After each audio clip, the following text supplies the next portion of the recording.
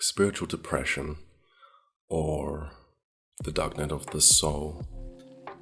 If you've been wondering as to what it is that you've been going through, whether it be either one of these two things, then in this video I'm here to help you make sense out of how you're feeling, And hopefully at the end of this video you'll know exactly where you fall under.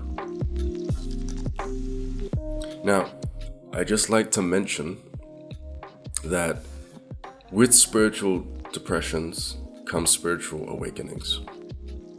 Okay. Let's look at what spiritual depression actually consists of. It consists of many things. Sometimes your depression can be astrologically influenced, meaning because of the placement of the stars or how close the moon is to the planet, that can have a pull on your emotions. Okay. It can also set up a series of events, I'm talking astrology-wise now, which derail you not only in life but also internally knock you off center. There are so many examples of this happening. A person being derailed internally and slipping into a spiritual depression. I'm sure off the top of your head you can think of a few. But what makes them spiritual? Well, what makes them spiritual is the fact that the spirit is involved. Okay? Your inner intelligence is involved. Things that are personal to you, whether it be your sense of self, your self-esteem, your sense of security, things that you hold valuable as a unique person here. When you feel like you're being attacked personally, that's because that is an attack on your spirit, alright? And sometimes you can shift into these states where you feel like you need to go away from society, from things and situations in life that are causing you to retreat and spend a little time on yourself to get back to normal. Okay? And so a spiritual depression is something that attacks the spirit and that causes you to go into a state of hermetism in order to heal and find peace.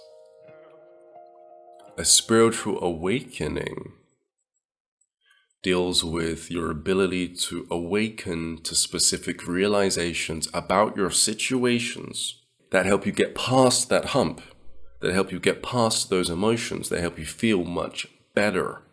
Okay? Spiritual awakenings lead to resolution. And then by doing so, you'll feel a sense of enlightenment, relief. You'll feel more mature about your situation. You know what to do next time because you've dealt with it before. That's a spiritual awakening when it pertains to spiritual depression. That's not including activation of DNA. That's not including solar flares hitting your body and then you becoming awakened and gaining superpowers. This is just strictly regarding spiritual depression when you feel depressed and you go inward to heal. Now, when it comes to the dark night of the soul, you've all heard about everyone being one, right? Everyone being God in a shared lucid dream. I hope, otherwise that's not going to make much sense to you. But for those of you who don't know what I'm talking about, it has been said that we are all one consciousness within a dream, and that we are experiencing the dream of 3D, materialism, life, and anything that happens within our experience. Okay? I say all this to say that when one becomes lucid within this dream, they become self-aware as to how they created it. Matter of fact, they feel like they can create it. And sometimes they do.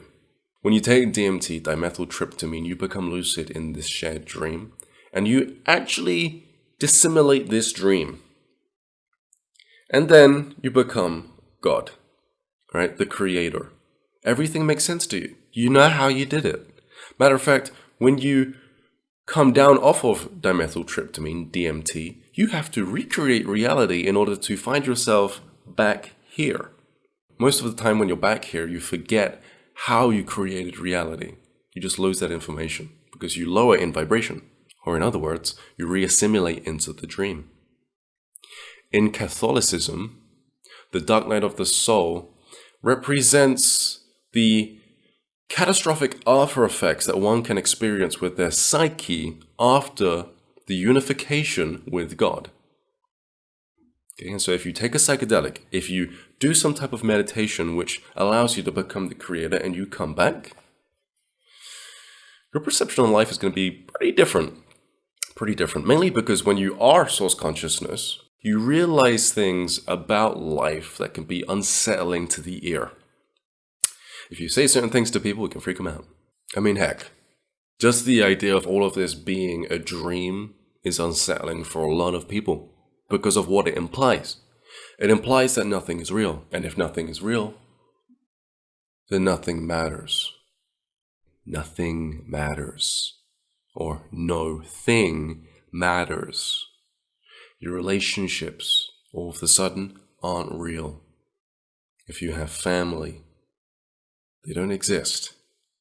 They're all a part of your imagination. These are the thoughts that you can be thinking when you come back after unifying with God. And as of a result, you can become quite unstable. You can go through what's known as a manic depression or mania, where because of your differencing perspective on reality, you can start treating people and or things in other ways. Most of the time, not very good ways. You can break up with your partner straight away. You can end marriages straight away. You can leave everyone behind, you know. It can get really dark. It can be quite a traumatic thing, especially when you come out of the mania and your perception goes back to normal.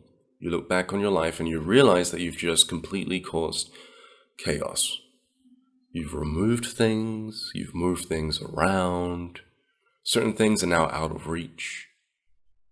And so much time has passed.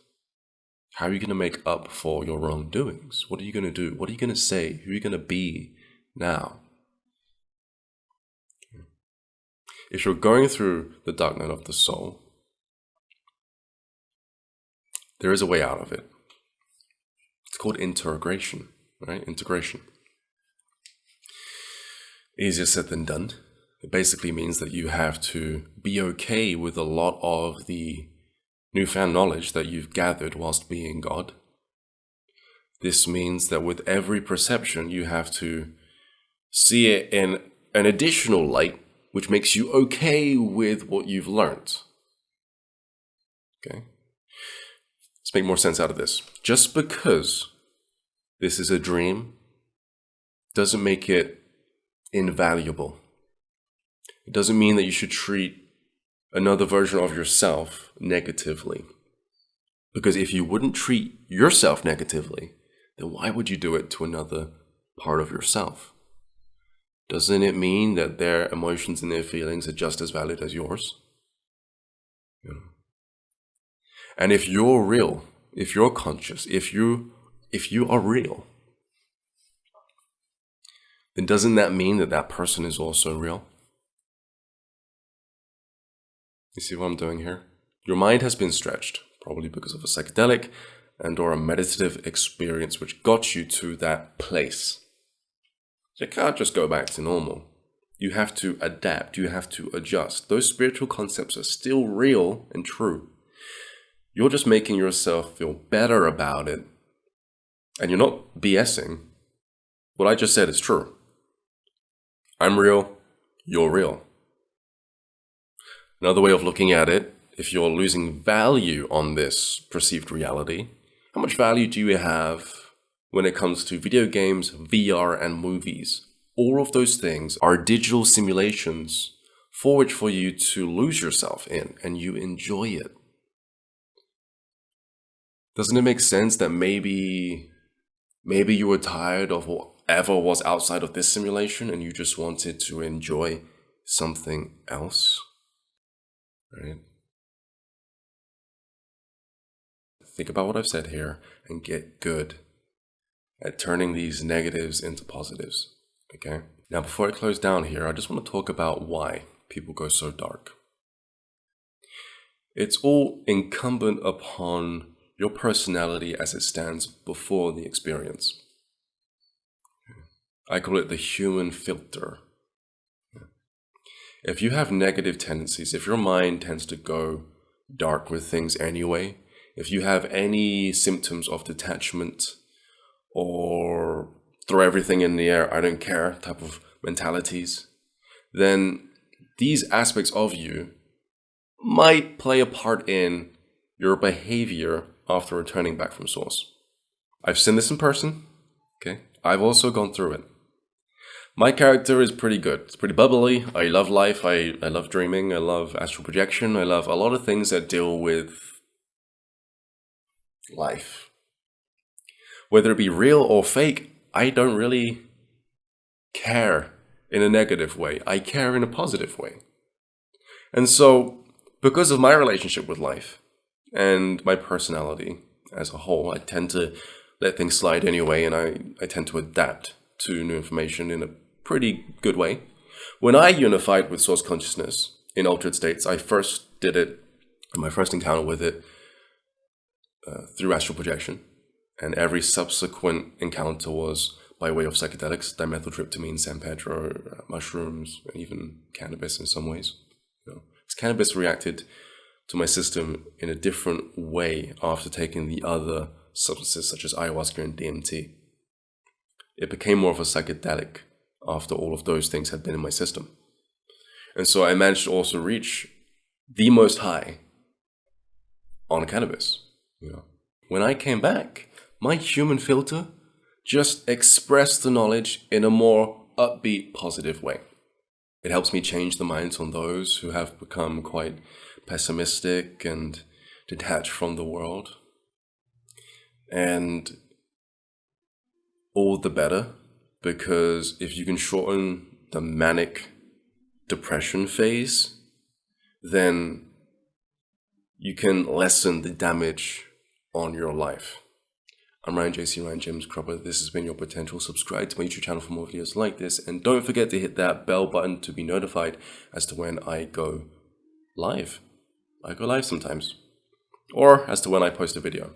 If you saw my last video, then you would have heard of the changes that I made to my website, including the remaking of a course and the removal of another one. For those of you who haven't seen that video, I'm going to mention it here. I moved all of my online courses over onto Teachable, and I remade the manifestation course from the ground up. Now it's the 7-day manifestation course. Okay. I also removed the memory mastery course to be remade and uploaded at a later date and time. And so far I've remade the astral projection course, the manifestation course, and in the works, the memory mastery course. Take care and enjoy the rest of your day. Peace.